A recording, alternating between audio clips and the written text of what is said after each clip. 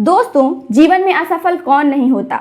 हर इंसान अपनी पूरी लाइफ में कभी ना कभी असफल जरूर होता है और कुछ लोग तो बहुत सी असफलताओं के बाद ही सफलता का मुंह देख पाते हैं। तो आज हम बात करने जा रहे हैं ऐसी ही एक महिला की जिन्होंने अनगिनत असफलताओं के बाद सफलता प्राप्त की। जी हाँ, हम बात करने वाले हैं हैरी पॉटर की लेखिका जेके रोलिंग की। जेके रोलिंग जिन्होंने एक ऐसे उपन्यास का सृजन किया जिसने सारे रिकॉर्ड तोड़ दिए। ऐसा कोई व्यक्ति नहीं होगा जिसने हैरी पॉटर का नाम नहीं सुना हो। यह उपन्यास पूरे 60 से अधिक भाषाओं में अनुवादित की गई है। 400 मिलियन से ज़्यादा प्रतियां इसकी बिकी और 200 से ज़्यादा देशों में इसकी बिक्री हुई। जेके रोलिंग एक ऐसी पहली लेखिका बनी जिसने लेखन कार्य करके सबसे ज़्यादा अमीर और पैसा बनाया। इनकी कुल संपत्ति $1 अरब से भी ज़्यादा आंकी गई है। इस तरह वह ब्रिटेन की महारानी क्वीन एलिजाबेथ द्वितीय से भी ज़्यादा अमीर बनी। ऐसे ही कई सारे रिकॉर्ड्स को इनके द्वारा लिखे गए उपन्यास ने तोड़ा है।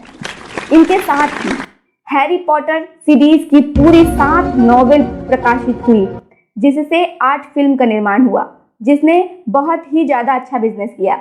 लेकिन जेके रोलिंग का लेखक बनने का यह सपना इतना भी आसान नहीं था।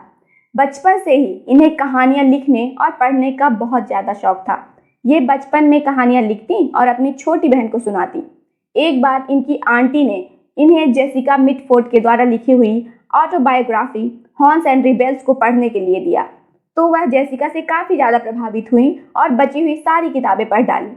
इनकी काल्पनिक दुनिया में जादू की दुनिया, प्रकृति, बड़े बड़े पेड़ पौधे यही सब रहते थे। हैरी पॉटर को लिखने की कल्पना इन्हें मैनचेस्टर से लंदन जाते हुए ट्रेन के सफ़र में आई और लंदन पहुंचते ही बिना कुछ सोचे उसे लिखना शुरू कर दिया। Harry Potter and the Philosopher's Stone. 17 साल की इनकी उम्र रही होगी जब इनकी माँ का देहांत हो गया। तब ये काफ़ी ज़्यादा टूट चुकी और तनाव में रहने लगी, लेकिन लेखन के कार्य ने इन्हें हौसला बंधाया। नौकरी करने के सिलसिले में रोलिंग पुर्तगाल गई, जहां इन्हें इंग्लिश टीचर का काम मिला। इन्होंने एक पुर्तगाली जर्नलिस्ट से शादी की और एक बेटी का जन्म हुआ जिसका नाम रखा जेसिका। लेकिन वैवाहिक जीवन में कलह के चलते इनके पति ने इन्हें घर से बाहर निकाल दिया जब इनकी बेटी केवल 1-2 महीने की थी।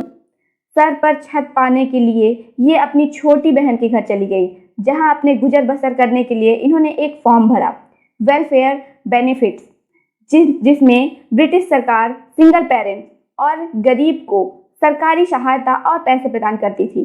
जीवन कुछ ऐसा खराब हो गया था। पास में एक छोटी सी बच्ची, हाथ में कोई नौकरी नहीं और गुजर बसर करने के लिए ठीक से घर और भोजन नहीं। इसके बाद भी इन्होंने लेखन का कार्य नहीं छोड़ा और हैरी पॉटर के 3 चैप्टर पूरे लिख दिए और अपने पुराने टाइपराइटर से टाइप करके पब्लिशिंग के लिए इधर उधर भटकने लगी। हैरी पॉटर लिखने के बाद भी समस्याएं खत्म होने का नाम नहीं ले रही थी। इस नॉवेल के प्रकाशन के लिए जेके रोलिंग पूरे 12 पब्लिशर के पास गई, लेकिन सबने इसे छापने से मना कर दिया। अंत में लंदन के ब्लूम्सबेरी पब्लिशिंग हाउस ने छापने का निर्णय लिया। इस किताब ने इतनी सफलता अर्जित की कि स्कॉटलैंड आर्ट काउंसिल ने हैरी पॉटर की पूरी सीरीज लिखने का ग्रांट दिया।